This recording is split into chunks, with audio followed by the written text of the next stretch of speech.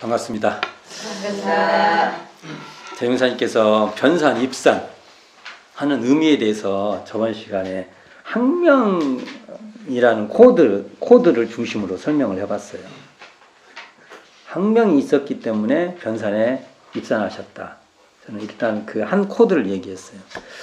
두 번째 코드는 좀 역사를 더 올라가서 변산이라는 공간의 특징을 한번 설명하고 싶은 겁니다. 이게 아마 부설거사를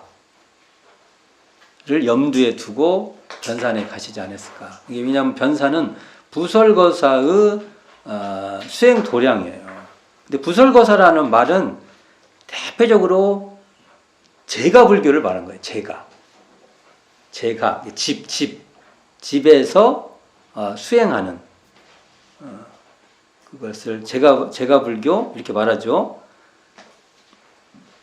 제가불교는 뭡니까? 지금식으로 말을 하면 제가불교는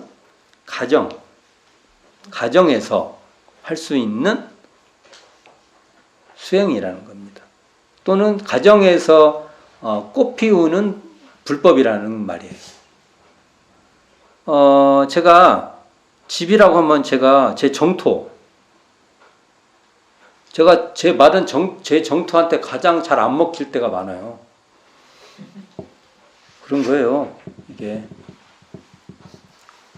역대 유명한 사람 거의 다 그래요. 자기 아내한테 꼼짝 못해요. 말이 안 먹혀. 바로 아웃이야. 그거 다로 한 집을 덮고 살고 그러는데 그게 그런 거 아니요. 그게. 근데 여기에 통용이 되는 거예요. 거기에도 이걸 쓰는 겁니다. 그러니까 서로 미워하기도 하고 어떨 때는 서로 막 다투기도 하고 하는데 그러면서라도 이 공부법이 여기 사용이 되는 겁니다. 자식이요? 우리 아들 말 안 들어요, 제 말. 잘 들을 때도 있지만 안 들을 때는 그냥 한 칼에. 내가 어떨 때는 막 그 서운함이 하루가 가. 제가 얼마나 큰 창이 날라오는지 내가 한마디 했는데 확 왔어. 나의 모든 존재가 다 무너졌어. 저의. 그럴 때 제가 순간적으로 계속 굉장히 공부를 하는 거예요. 이게 왜 무너지지? 그런 거죠. 그때 이제 말이 없어져요. 왜냐면은 말을 하면 안 되니까. 이제 계속. 그러면 이제 우리 아들이 아빠가 왜 저러지? 이제 이러고 있는 거죠. 근데 사실은 이제 저는 그때 이제 이게 왜 무너지지 이게? 거기에? 그래서 생각해보면 이렇게 보면 또 무너지는 게 아니야. 그렇죠? 그럴 때 공부하는 거죠. 이게 굉장히 크게 이제 공부가 되는 겁니다. 부모. 저희들 나이가 먹었다 보면 부모님이 연로해지시고 이제 병원에 계시고 그런 관계 속에서 일때 이게 마음이 막 어떨 때는 막 하염없이 우리도 무너지지 않습니까? 부모님이 그럴 때. 그래도 그때 이걸 쓰는 거예요.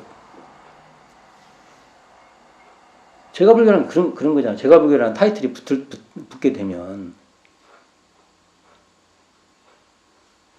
직장, 가족보다 직장에서 만나는 사람이 훨씬 시간적으로 많이 만나요. 내가 지금 우리 정토나 만나는 것보다 지금 교당에서 이렇게 생활하면서 만나는 훨씬 뭐가 더 중요해요? 그렇게 따지면? 직장에서 물량적으로 말하면 직장에서 만나는 사람이 더 중요하게 돼버려요. 지금 그러지 않습니까? 집에 가도 잠자고 실질적으로 활동해갖고 만나는 시간 보면 진짜 없어. 맞죠? 그게 정말 없어요. 물량적으로 보면 되죠. 우리가 이제 물량으로 안 한 거잖아요. 관계라는 것은 한 번 살짝 만나도 그게 훨씬 더 소중하잖아요. 그렇지만 직장에서 만남이 있단 말이에요. 이런 것을 제가라고 해요. 제가. 보통 가라고 할 때 이 가를 단순히 우리 현재 엄마, 아빠, 자식 이 삼각형 트라이앵글 속에다만 갖춰놓고 이 집가짜를 쓰면 안 돼요. 그것도 요즘은 이게 소규모, 요즘은 이것도 분화돼 이제 또 요것도 또 옛날에 이게 연결이라도 이렇게 삼각형으로 연결이라도 되는데 지금은 이제 이 선이 없어져 버리는 이게 굉장히 세포화돼 버리는 이제 관계가 됩니다. 근데 가라고 할 때는 이 가는 국가적인 대규모 빼놓고 어떤 그 조직도 가로 볼 수 있어요. 그럼 제가 할 때는 그렇게도 볼 수 있다. 원래 옛날에 가정을 잘 다스린다 할 때 이 가는 가문을 다스린다 하는데 옛날 가문은 요즘에 중소기업 정도 돼요. 가문 잘 다스리기 쉽지 않아요. 왜냐하면 막 집안이 막 그 사람들 다 하기가 쉬운 일이 아니에요. 그래서 그걸 잘하는 사람은 국가 일을 시켜도 잘한다 이렇게 된 게 맞는 말이에요. 맞는 말. 뭐 집안 정도에서 잘한다는 게 아니지 않습니까? 자, 이러한 제가불교의 상징성이 부설거사예요. 근데 부설거사는 지금 우리가 현재 이 부설거사가 했던 것을 묘저감이라고 하는데 이게 아마 변산 법왕봉 지금 월명암이 있는 봉우리입니다.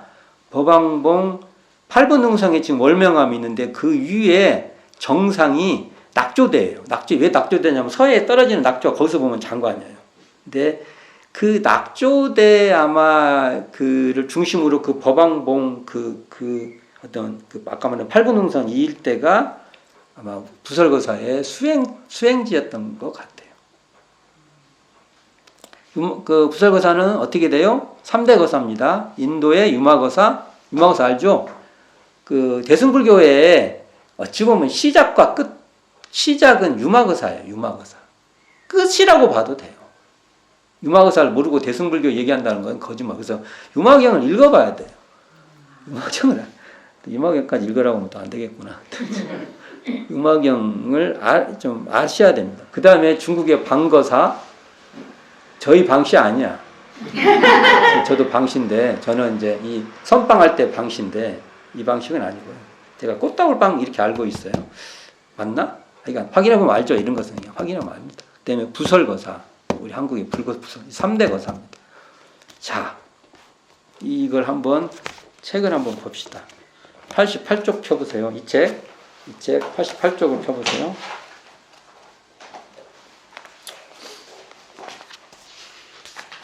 자, 옆에 보면은 월명암, 여쪽 보면 월명암 구조라고 있죠.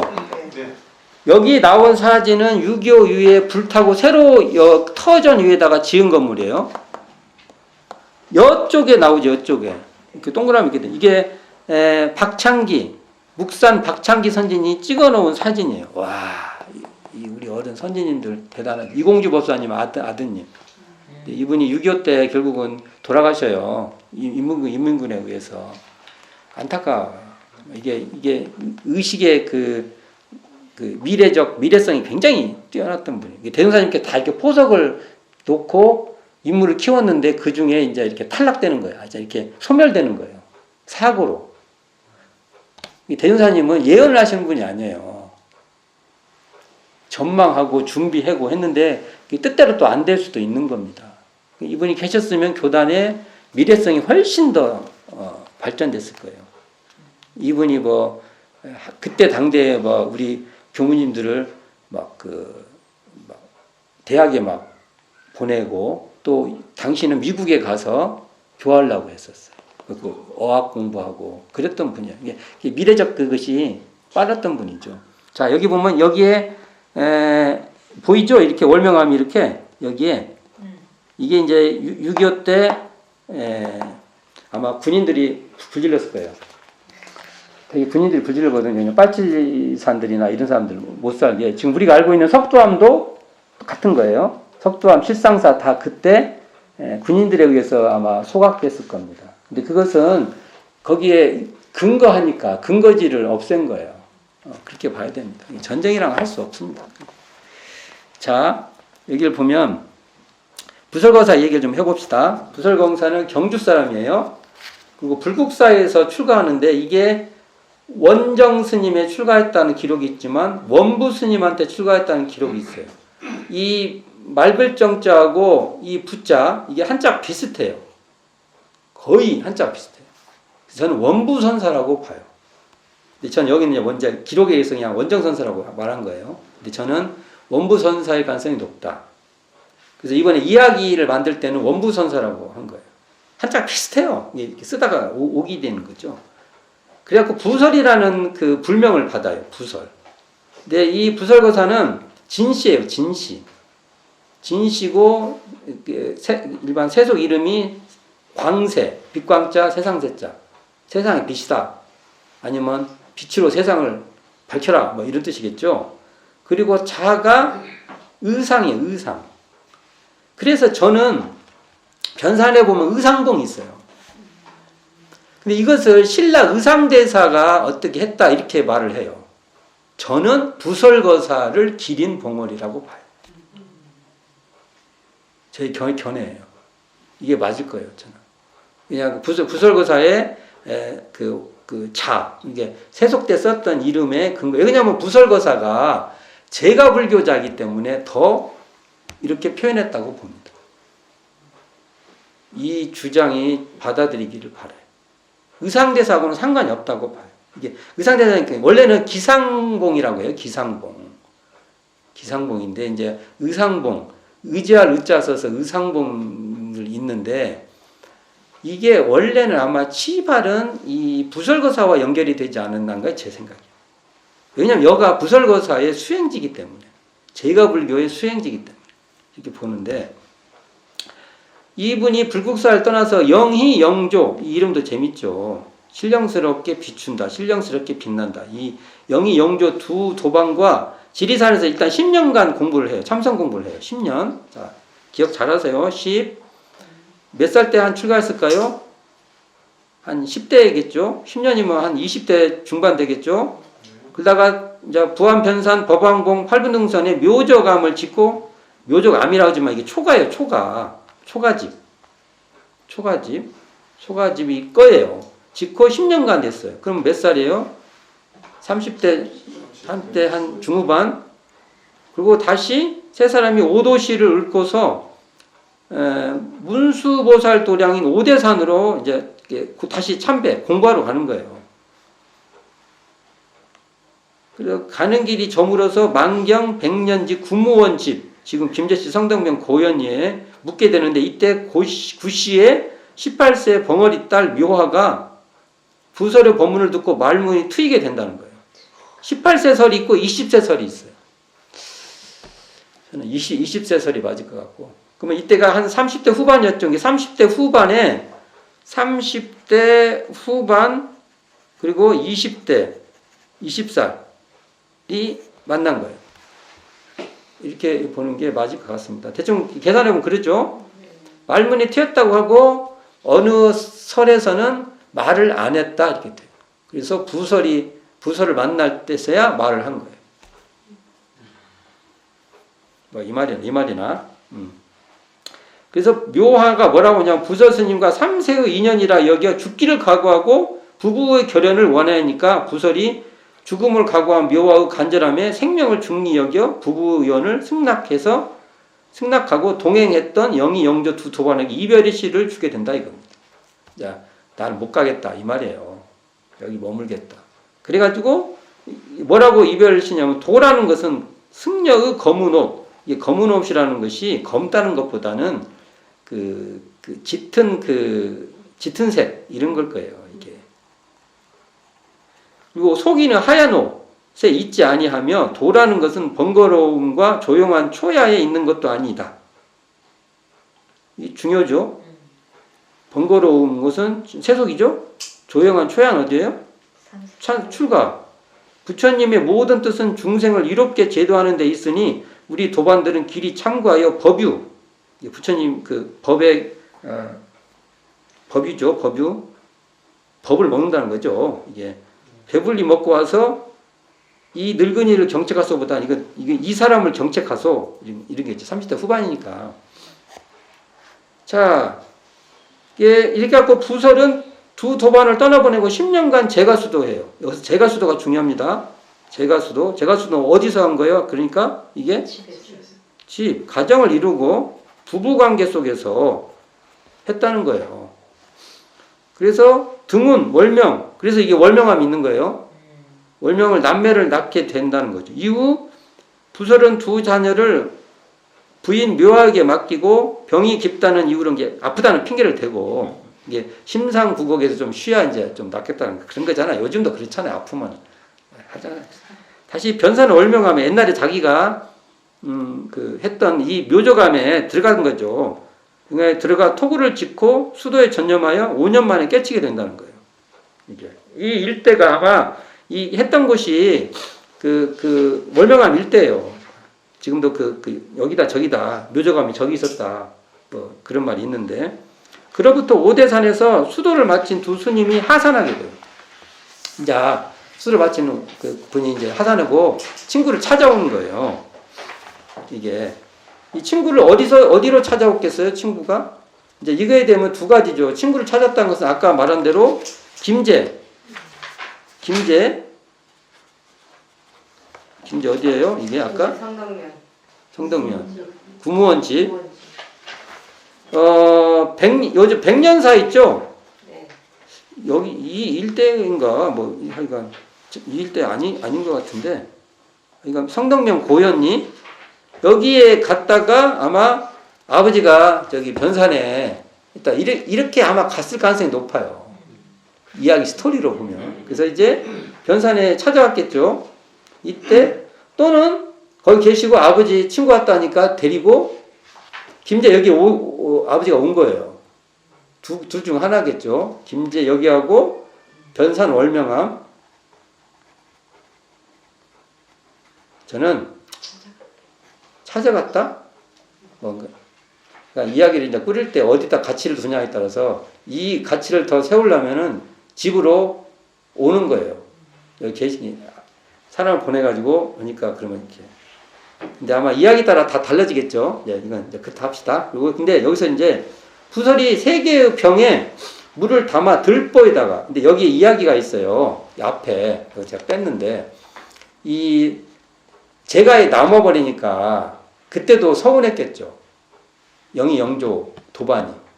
근데 자기들이 이제 오대산이라는 게 중요해요.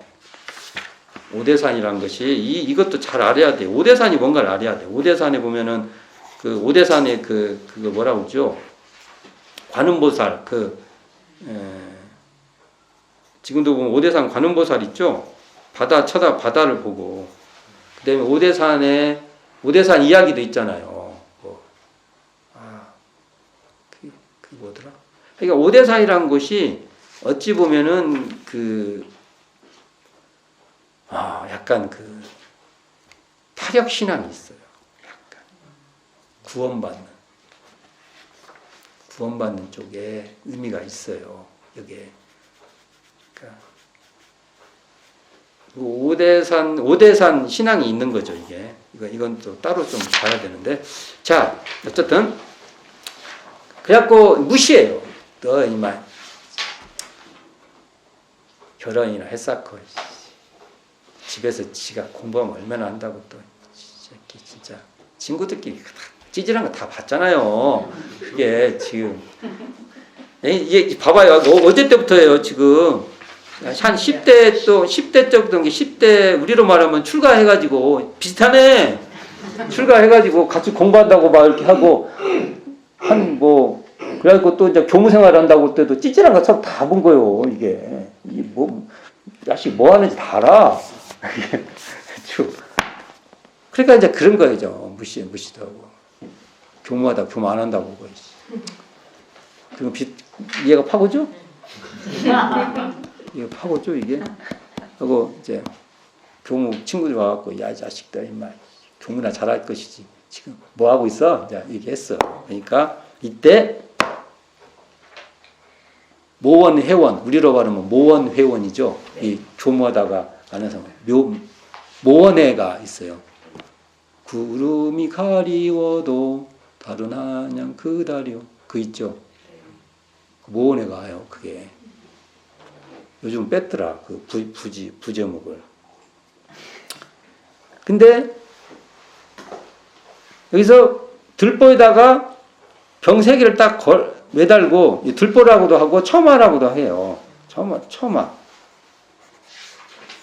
들보라고도 하고 처마라고도 하고 여기다 걸고 막대기로 딱 병을 때렸어요. 이게 두 도반, 영이 영조가 여기 도반은 딱 때리니까 물까지 흘러내려 버려요.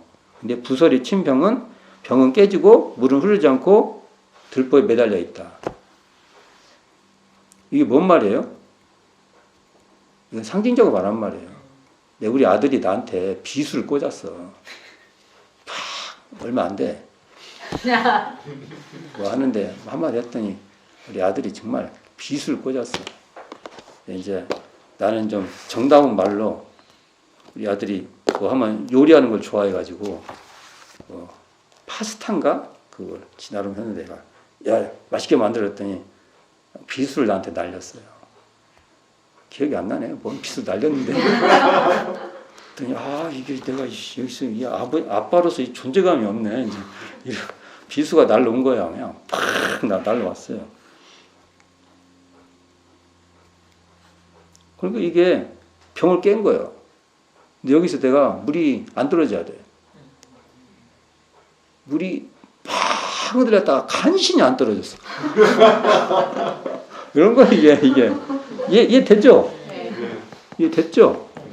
간신히 안 떨어졌어. 내가. 가지고 피경했어. 가만히 있었어. 그래가지고 물을 딱 그냥 그대로 둔 거야. 바로 떨어져 버리죠. 근데 영이 영전 떨어진 거야. 그렇게 할 수 있습니까? 여기 중요한 것은 제가요. 거기서 하는 거예요. 그래갖고 두 친구에게 이렇게 말해요. 영광 동로 한자 보세요. 영광 나왔다. 영광 문할 때. 영광 동로. 영광이 동로예요. 그 다음에 형탈, 근진, 육근과 육경, 현탈, 근진. 그러니까 영광 동로는 뭐예요? 신령스러운 빛이 홀로 드러났다. 한신히 지켰어. 내가. 아들이 막대기로 때려가지고. 그래가지고 육근과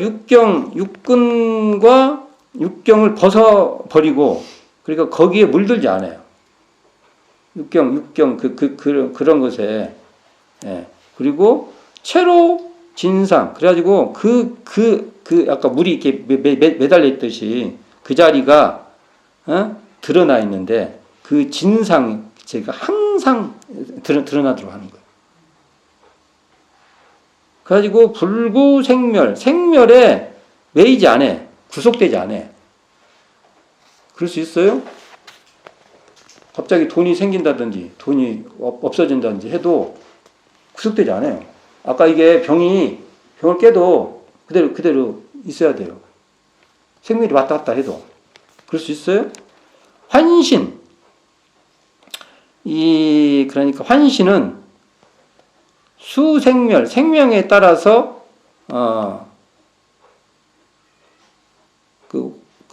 환류, 그러니까 흘러간다 이거죠.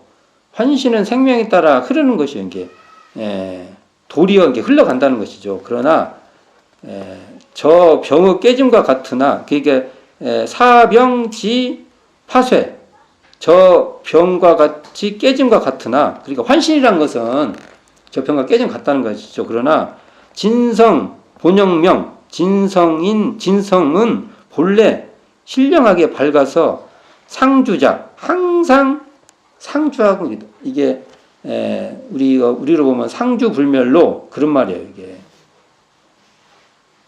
여수지 현공. 마치 그 물과 같이 허공에 매달려 있다. 이렇게 할 수 있냐, 이거죠. 이런 말을 액면 그대로 듣지 마시고 뭘 설명하려고 이렇게 하는 거예요. 요 한자도 어려운 거 없잖아요. 거의 어려운 자가 없어요. 여기 그대로 읽어보면 신령한 빛은 홀로 드러나 멀리 육근과 육경 티크를 벗어버리고 본체의 진상이 드러나 생멸에 매이지 아니한다. 환시는 생멸을 따라 흐르는 것이므로 저병은 깨어짐과 같으나 진성은 본시 영명하여 상주함이 저 물이 허공에 매어져 있는 것과 같다. 이렇게 송을 딱 때려. 옛날에 참 이게 참 문화가 이렇게 노래방 가는 게 아니라 뭘 하나 송을 하나 딱 떼들어 주는 거예요. 멋있어요. 요즘 이렇게 말하면 미쳤다고 그러겠지. 뭐야 너 진짜 그러겠죠. 자, 그리고 나서 개성을 읊어요. 그 유명한 개성, 이게 이 유명한 개성이죠. 같이 읽어볼까요? 목무견 분별 이불 청성 절시비 분별시비 도방하 단간 신불 자기의. 한번 뒤에 봅시다. 눈으로는 이제 제가 설명해 볼게요. 이게 이런 거죠. 눈으로 이게 번역을 여기 좀 내가 번역을 직역을 했는데 의역을 좀 해봅시다. 이걸 무소견 눈으로는 보는 바가 없어서 분별이 없다. 무소견 무분별. 그럼 이걸 이렇게 번역할 수 있죠. 눈으로 보되 보죠.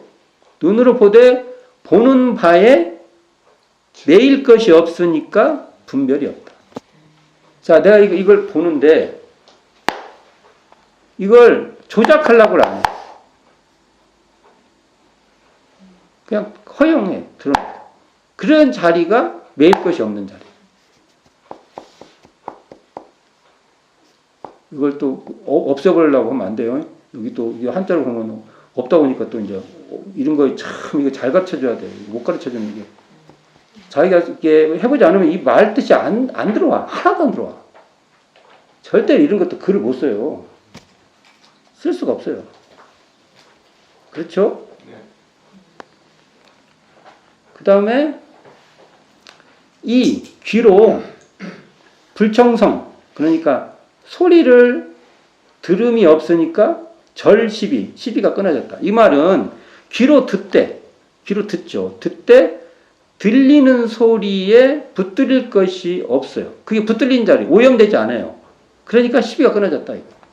내가 제 아들이 비수를 날렸는데 사실은 이 마음이 비수를 날리든 안 날리든 그게 오염되고 어찌 흔들리고 그런 자리가 아니에요. 내가 스스로 그냥 내가 움직이는 거예요. 착각을 하는 거예요. 그리고 내가 어떻게 하든 그 자리 그대로 있는 거예요.